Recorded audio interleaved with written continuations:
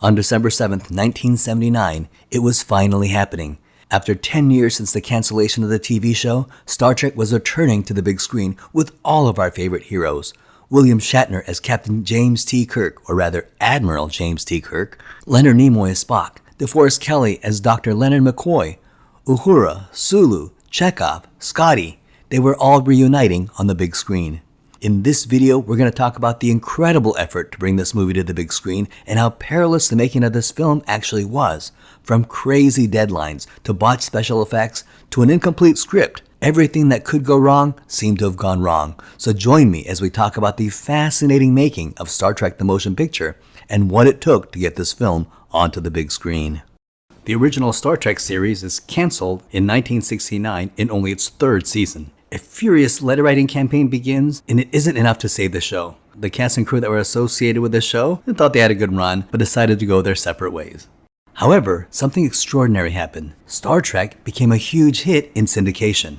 Paramount decided to make money off of Star Trek by selling the 79 episodes to various small broadcasting companies. One of the small broadcasting companies that purchased the syndication rights to Star Trek was a small company named 𝐾𝐨𝐧'𝐭 Broadcasting, which was broadcasting on the UHF frequency in cities like Boston, Philadelphia, Cleveland, and Detroit. He was one of the first to pioneer the airing of Star Trek at a great time slot. The owner of 𝐾𝐨𝐧'𝐭 was a huge Star Trek fan, and he began to air the Star Trek episodes at the 6 p.m. slot as counter-programming to network news. It was brilliant, and 𝐾𝐨𝐧'𝐭 Broadcasting had a huge hit on its hands with Star Trek reruns.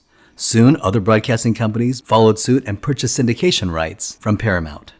And in 1971, Star Trek was playing all across the country. Star Trek reruns were very popular, and millions of new fans who never saw Star Trek in its original airing became huge Star Trek fans through the reruns. On January 21, 1972, the world saw the rise of the first Star Trek convention. It was held at the Statler Inn Hilton in New York City, where over 3,000 fans met to discuss Star Trek.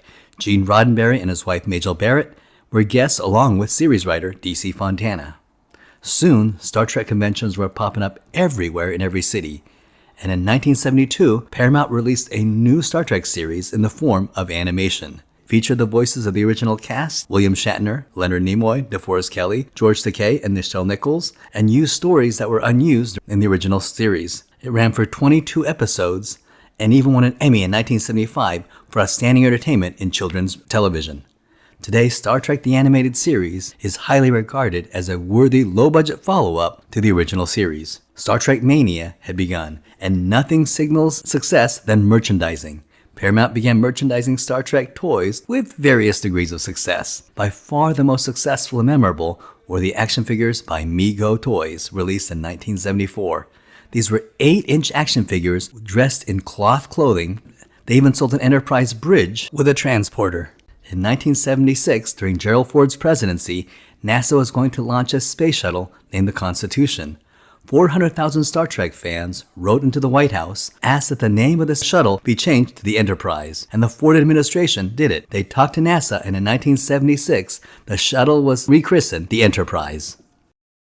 As early as 1975, Gene Roddenberry wanted to revive Star Trek. He pitched a screenplay called The God Thing, where a massive, giant entity is headed for Earth, and the Enterprise is sent to intercept it. However, the entity turns out not to be God, but an artificial life intelligence from deep space. You can see how this concept would later influence the motion picture.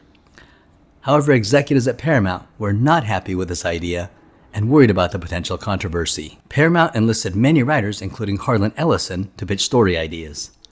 Charles Bryant and Alan Scott pitched a story called Star Trek Planet of the Titans, and even got director Philip Kaufman attached. The story had the Enterprise falling into a black hole and emerging hundreds of thousands of years into Earth's past. There, they would teach early man how to create fire, and people attached described the film as psychedelic in the vein of 2001, A Space Odyssey. However, Paramount canceled the project in early 1976. In April 1978, Paramount Television announced a bold new plan to create a television network that would challenge the big three TV networks It would be called Paramount Television Service. Paramount was quite serious about this and wanted a new Star Trek TV series that would be the flagship of this network. In June 17, 1977, Paramount Television announced that it was launching a new TV series called Star Trek Phase 2. Phase 2 would simply be the continuing adventures of the USS Enterprise, the second 5-year mission. Legendary writer Alan Dean Foster wrote the pilot episode called In Thy Image, where a massive godlike entity heads toward Earth looking for its creator, 𝐬𝐮𝐬, and the Enterprise will be sent to intercept it. In the end, this massive being would turn out to be a long-lost probe that found a machine planet who gave it a massive body, and Kirk would clean off the sign which would reveal a missing A, revealing that the probe came from NASA. You can see how this idea influenced the idea of 𝐬𝐮𝐬 being the Voyager probe. Writer Harold Livingston was hired as head screenwriter to turn Alan Dean Foster's story into a working screenplay. Production began, and 13 episodes were scripted. The actors from McCoy, Scotty, Uhura, Sulu, and Chekhov all returned. William Shatner was expected to return, but Paramount expected a tough negotiation. He was the only actor who had a successful career, and therefore he had some Hollywood cachet to throw around. The producers created a Kirk-like commander named Will Decker, who could easily step into Captain Kirk's chair in case William Shatner's negotiations did not go well and he demanded too much money. Leonard Nimoy refused to return as Spock over his dispute with Paramount over the use of his image in advertising. In 1976, Heineken released an ad where Spock's ears are droopy, but when he drinks a beer, they perk up. Nimoy did not approve this, earned no money from it, and found the ad offensive and demeaning. He tried to sue the advertising agency, leading to a prolonged dispute with Paramount. He was unlikely to return. Paramount created a new Vulcan character named 𝐬𝐮, played by David Gattro, and 𝐬𝐮 was a Vulcan who admired humans and volunteered to serve in Starfleet in order to learn about human emotions to become more like them. A third new character, Lieutenant 𝐸𝐿EA, rounded up the new cast. 𝐸𝐿EA was a psychic empath from the planet Delta who had a pre-existing relationship with Commander Decker. For the role of 𝐸𝐿EA, they cast Persis Khambatta, who was a supermodel and Miss India in 1965 and had been in a couple of movies. It was Gene Roddenberry's idea to make 𝐸𝐿EA bald in order to outline her alien identity. However, many on the production felt that this was the wrong call and was baffled as to why they did it. They felt that when you have someone as beautiful as Persis Khambatta, you want to use her to your advantage to add some sex appeal to the movie, not dampen the movie's assets by cutting off all her hair. Persis Khambatta was born to a middle-class family in Bombay, India, and when she was a child, Persis gained fame at the age of 13 when a casually taken photograph of her was used in a popular soap advertisement for Rexona. When she was 16, she entered the 1965 Miss India and won, and she represented India in the Miss Universe contest, but did not place. At age 20, she made her Bollywood debut in a 1968 Indian film, and in 1975, at age 27, she got roles in British films, Conduct Unbecoming, starring Michael York, Richard Attenborough, and Stacey Keach, as well as The Willoughby Conspiracy, starring Michael Caine, Sidney Poitier, and Nicole Williamson. And in 1977, she was hired as the bald Deltan Lieutenant 𝐸𝐿EA for the new proposed Star Trek Phase 2 television show, which we now know became Star Trek the Motion Picture. And her co-stars described her as a kind and gentle person who was a little overwhelmed by Hollywood. And after Star Trek, this was to be her big break, but her movie star career never really materialized. After Star Trek, she starred in a few B movies and even auditioned for the role of Octopussy, but lost it to Maud Adams. In 1985, she returned back to India, and in 1987, she married Indian-British field hockey player Ray Saldana and continued to have occasional bit parts on television. Her final role was in the 1993 pilot episode of Lois and Clark, The New Adventures of Superman. On 18th of August 1988, Persis Khambatta, who was a chain smoker, began to have chest pains and was taken to the hospital in Mumbai, where she died of a massive heart attack at the tragically young age of 49. A decade later, Gene Roddenberry will use Decker, 𝐸𝐿EA, and 𝐬𝐮 and transfer their characters into the character of William Riker, Deanna Troi, and Data. Riker is a Kirk-like chief commanding officer, while Troi is a psychic empath from the planet 𝐵𝐷�Z who had a pre-existing relationship with Riker. Data would be an android devoid of human emotions who hopes to become more human. You can see the similarities. Star Trek Phase 2 was ready to go. until something very unexpected happened in 1977. Star Wars had been released earlier that year, and Paramount executives dismissed it as a fad. However, by fall of 1977, Star Wars had become a genuine sensation and could not be ignored. That convinced Paramount Studios that science fiction was where the money was, and the success of Star Wars, Paramount called in all their top executives to a big meeting to demand ideas on how to cash in on this Star Wars phenomenon. They ordered their top guys to create a similar Star Wars-like franchise, and one of the producers raised their hands and reminded the executive that Paramount already owned a Star Wars-like franchise called Star Trek. Immediately, Star Trek Phase 2, the TV show, was canceled. And 2 weeks later, an official high-budget Star Trek feature film was greenlit. Gene Roddenberry was made producer, and many people from Star Trek Phase 2 were brought over to work on this feature film. So we need to talk about Gene Roddenberry's complicated character. Back during the days before Star Trek the original series, Gene Roddenberry was known as a kind and gentle and brilliant man who had a lot of insecurities, and at that time his insecurities made him more sympathetic and endearing. However, we all know what can happen to insecure people who suddenly become successful and get a little power. After Star Trek got on the air and Roddenberry began to get accolades, and he was referred to as the great bird of the galaxy, people began to see him start to get a little bit of a sense of himself. And people that worked with him said that he was not as thoughtful and introspective about it as one would have hoped. It was here that he began to get into conflicts with the cast and the producers. He was still a visionary and brilliant storyteller, but he was also described as a very mediocre writer. He relied heavily on his scriptwriters like D.C. Fontana to turn his vision into that 60 to 70 page teleplay. And Gene Roddenberry knew absolutely nothing about the practical day-to-day operations of filming a TV show or a movie. Now, by the time Star Trek the Motion Picture was filming, Gene Roddenberry was reveling in his own reputation and success.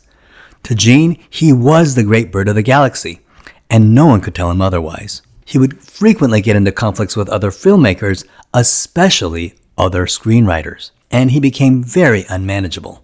It was his way or the highway, and people who worked with him described him as being very difficult to work with. He was still generous and magnanimous toward his legions of fans, but if you were a working colleague, it was very different. According to people who had worked with him, whenever he met someone new in Hollywood, it was as if he'd look for a reason to get in an argument with them. You were either an adoring fan or you were the enemy. There was really no middle ground. For director, they hired legendary Academy Award-winning director Robert Wise. This was an odd choice because Robert Wise was not a Star Trek fan, and he was completely unfamiliar with the TV show. Despite this, Robert Wise was considered a very safe director to helm this project. So why Robert Wise? Why did Paramount choose a man who was not a Star Trek fan and more associated with movies like The West Side Story and The Sound of Music? Well, this is because Paramount began to see what they called the Gene Roddenberry problem. After all, Gene Roddenberry created Star Trek and had a legion of fans who adored him. And Gene Roddenberry had very strong ideas about what Star Trek was and what it should be. However, Gene Roddenberry had very little idea how a Hollywood film gets made, the practical, everyday, day-to-day production of a big blockbuster feature. But Roddenberry would often insert himself and attempt to exert control over the production. So from Paramount's point of view, he was often the problem getting in the way of the movie's production. However, Gene Roddenberry had a favorite science fiction movie, and his favorite movie of all time was The Day the Earth Stood Still, directed by Robert Wise. Paramount hoped that by hiring his idol to direct Star Trek, and that would be a way of controlling Roddenberry and stop him from interfering with the production. And it worked, at least in the beginning of the production. Robert Wise was born in Winchester, Indiana, to a poor family, and his favorite childhood pastime was going to the movies. In high school, he wrote humor and sports columns for the school newspaper, and he went to Franklin College on scholarship, but had to drop out in his sophomore year due to his family's poor financial situation, so he and his brother moved to Hollywood, California to get jobs for RKO. Robert Wise worked in the shipping department and then worked odd jobs around the studio for 2 years until he was finally hired as sound and music editor. He literally started in the mailroom and worked himself up the studio. In 1936, he became the assistant to the film editor, William Hamilton, and got to work on real Hollywood films for the next 5 years. And in 1941, he was hired by Orson Welles as editor on Citizen Kane, for which he won an Academy Award for film editing. He soon moved to directing movies, dozens of movies, and in 1951, he directed The Day the Earth Stood Still, and by the time he directed the 1961 The West Side Story, he had already directed 27 Hollywood movies.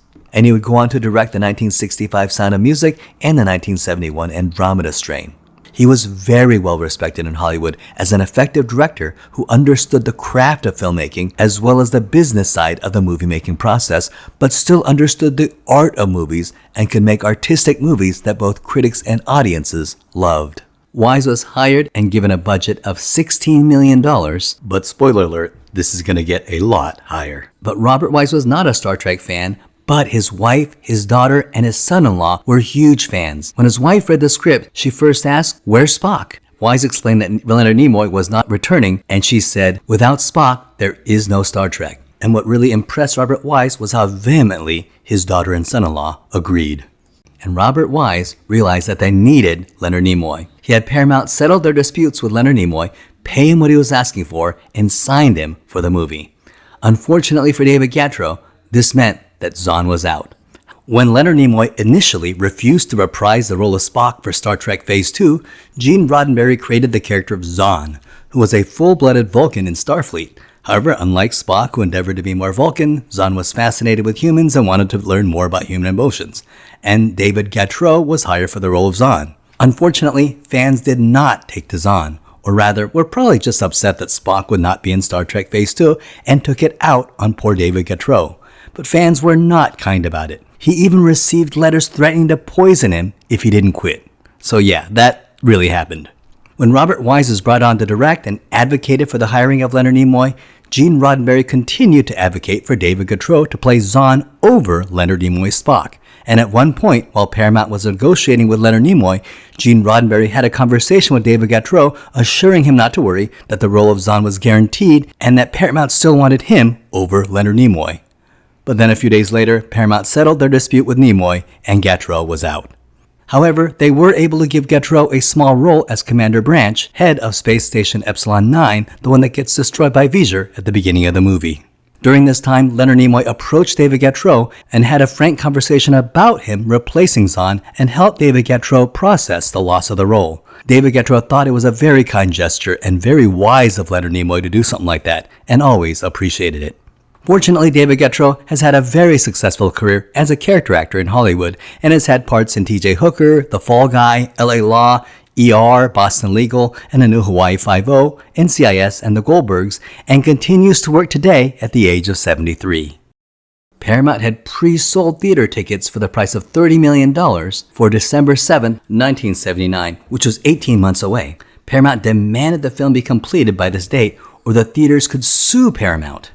Robert Wise continued to request Paramount push back the date, but it was too late. Paramount always refused. This hard-stop premiere date of December 7, 1979 hung over the production's heads like a ticking time bomb. Paramount wanted to have special effects that could rival Star Wars, and they first went to Douglas Trumbull. Trumbull had a great reputation in Hollywood, and he had just done the special effects for 2001: A Space Odyssey and was known as the best special effects guy in Hollywood.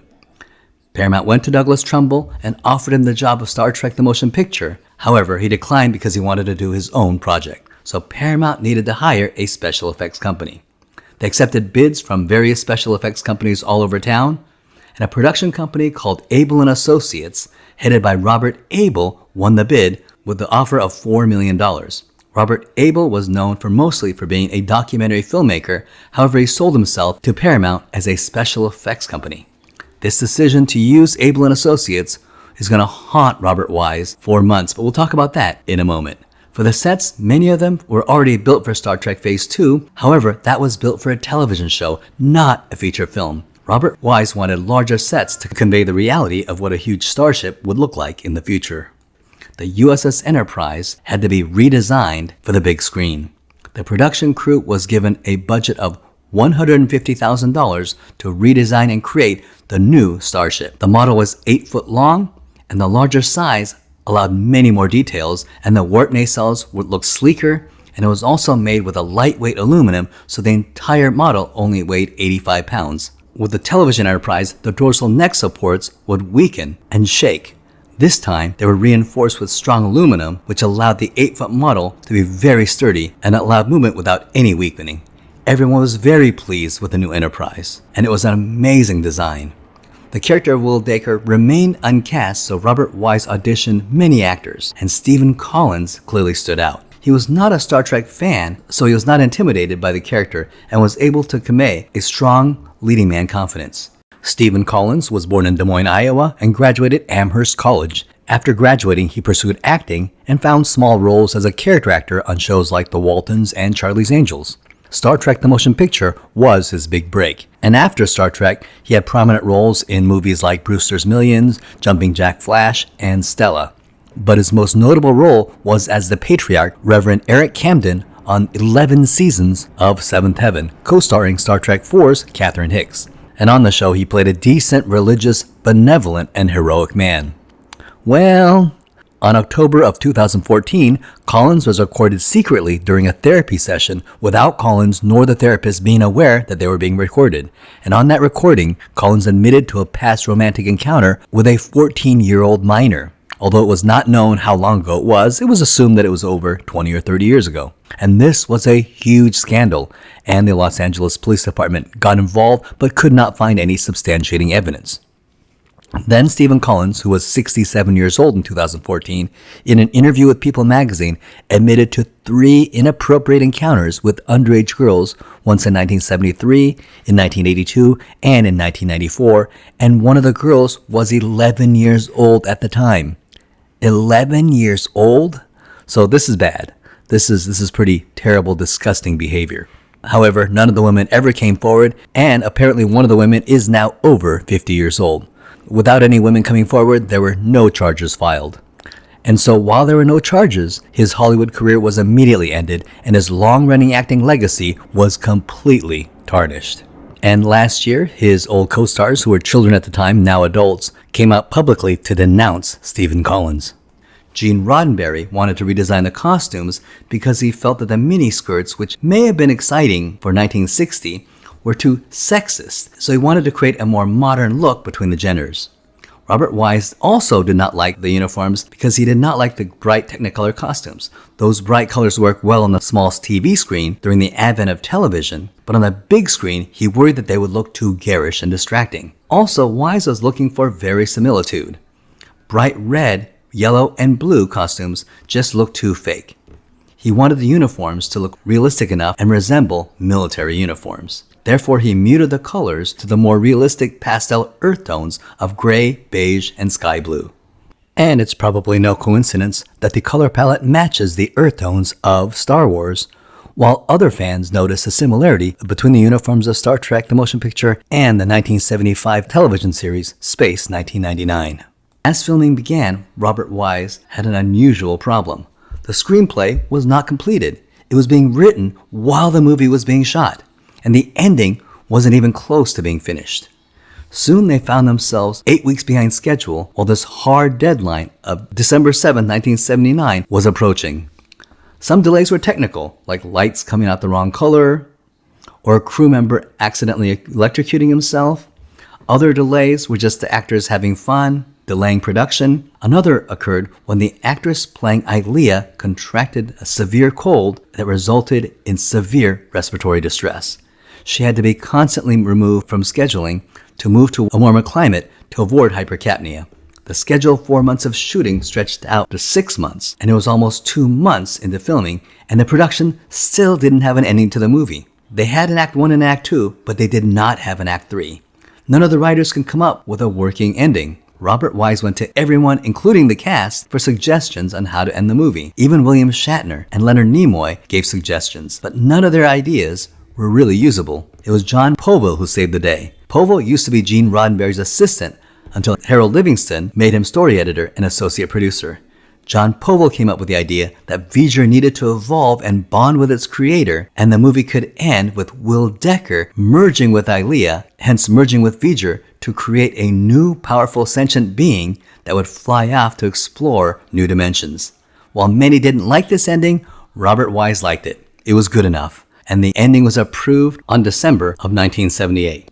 Final filming was done on January 26, 1979, when Shatner, Nimoy, and Kelly delivered their final lines of principal photography, and all that was left was the final shot of Decker merging with V'ger. This was before the existence of CGI, so the effect was created by covering Decker with tiny dabs of cotton and then illuminating with giant 4,000-watt electric lights and a wind machine. This created an illuminating halo effect, and this was supposed to be finished within a few hours, but had to be done over and over again, and ultimately took a week to film.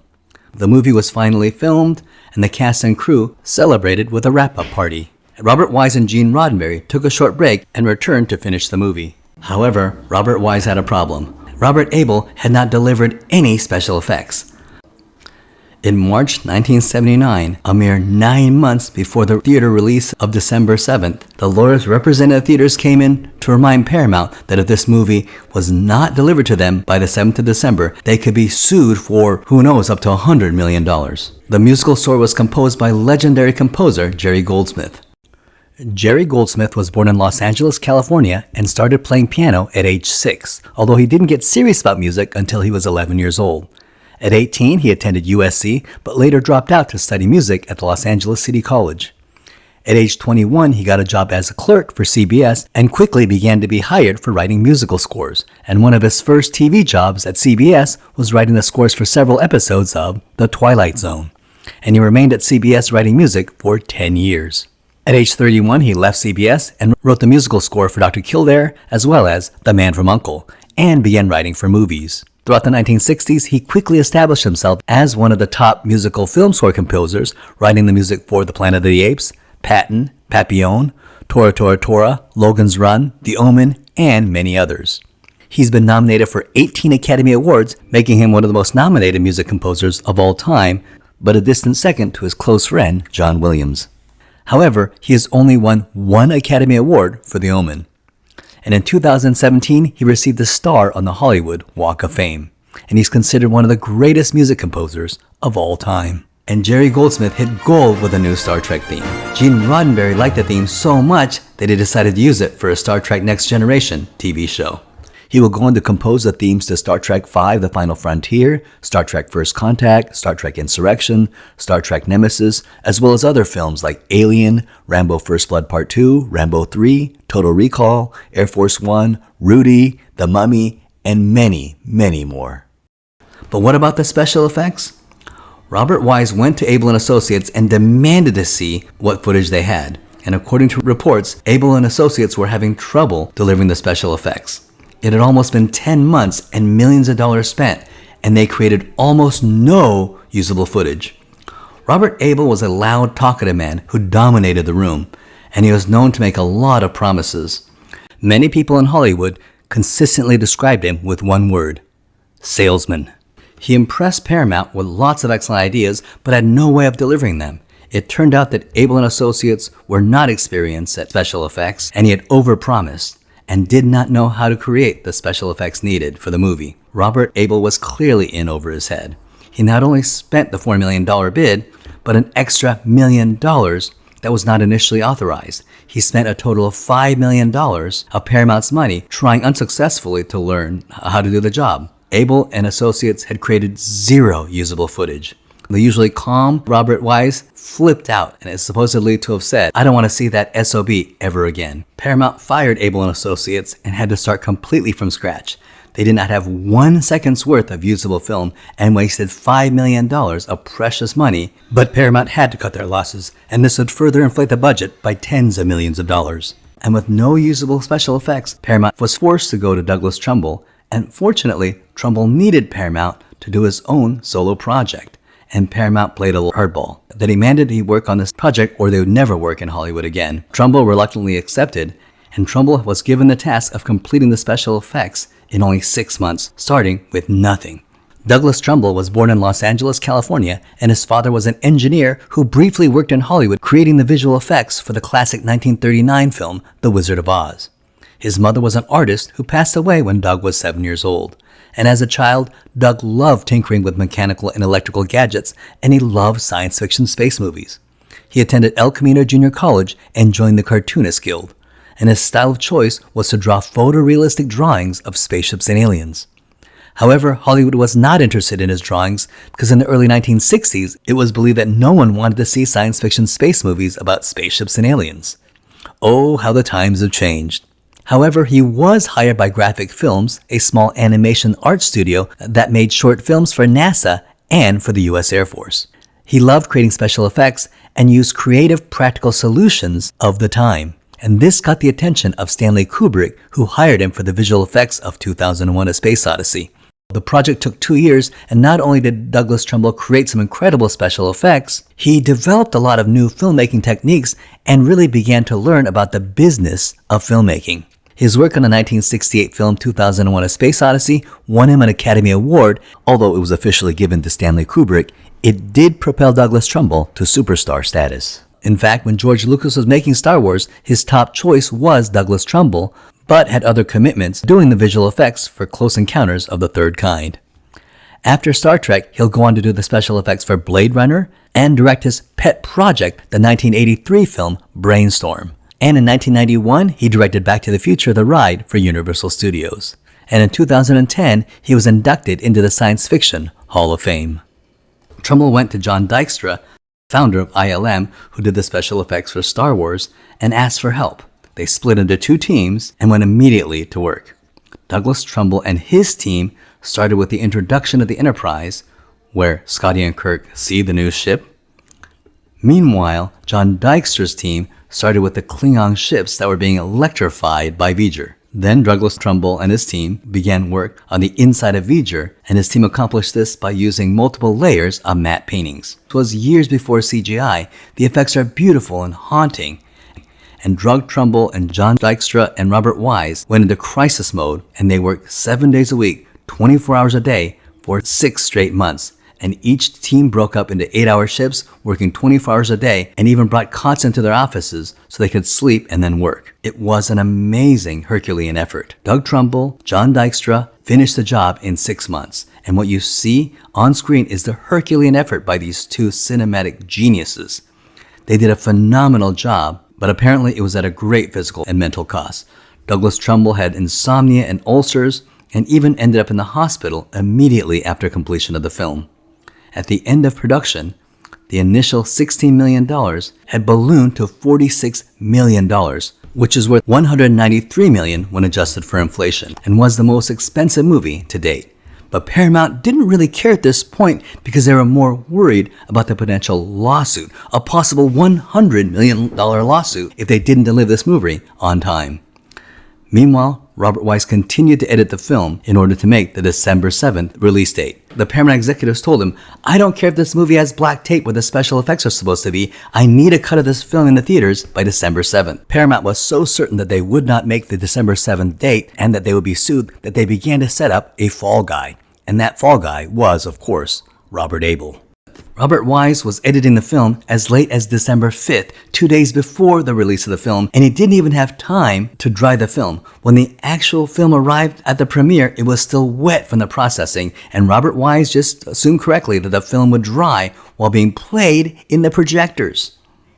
On the days before December 9th, hundreds of wet cans of film were individually shipped to all the theaters across the country, and Robert Wise hand-held the canister of film to the Hollywood premiere. Paramount didn't care if the movie was good or bad. They were just happy that they made the December 7th date, and they would not be sued. In fact, they were quite expecting the movie to be a disaster. However, during the Hollywood premiere, the scene with the 3 Klingon ships, the audience broke out in applause. And so Paramount realized that maybe they might have a surprise hit on their hands. To everyone's surprise, Star Trek the Motion Picture went on to set a record-breaking box office, making $11.8 million in its opening weekend and made a total of $139 million overall. That's $600 million when adjusted for inflation. Also, it ended up being nominated for 3 Academy Awards: Best Art Direction, Best Visual Effects, and Best Original Score. It was a surprise success, but it did get mixed reviews. Everyone loved the special effects and thought it was stunning. Most critics just thought it was way too boring, and someone dubbed it the slow motion picture. But no one could deny the monetary success of the movie, and that guaranteed that another Star Trek movie would be made. Star Trek was back and better than ever. However, they did recognize how close they came to complete disaster. Paramount needed a fall guy, and that fall guy was Gene Roddenberry. After all, he was the producer on the film and wasn't exactly seen as someone that helped solve the problem, but rather contributed to it. And therefore he was removed from all the sequels and would be kicked upstairs and given the role of creative consultant. That meant that he got to see everything that was made and was allowed to make suggestions, but no one was under any obligation to listen to him. Robert Wise was seen as a hero that averted disaster. However, he was exhausted and so burned out by his experience on this film that he took a break from directing for 10 years. He returned to directing in 1989 and directed a film called Rooftops. In 2001, Paramount Pictures went to Robert Wise and allowed him to go back and re-edit this film. Now the scenes flow much better, new special effects were added. The planet Vulcan looks much better. We get to see the external body of 𝐬𝐵𝐺, and when the crew meet 𝐬𝐵𝐺, the scene looks far more epic. This is now seen as the definitive version of Star Trek the Motion Picture. Now please join us next time as we talk about the sequel, Star Trek II, The Wrath of Khan. Well, that ends my video on the making of Star Trek the Motion Picture. And if you enjoyed it, don't forget to subscribe and hit the like button. It only takes a second, but it really helps me out. And I'm curious, are you a fan of Star Trek the Motion Picture? Well, tell me about it. Don't forget to leave a comment telling me what you thought of this movie. That ends this video. Thank you so much for watching. I hope you had a great time.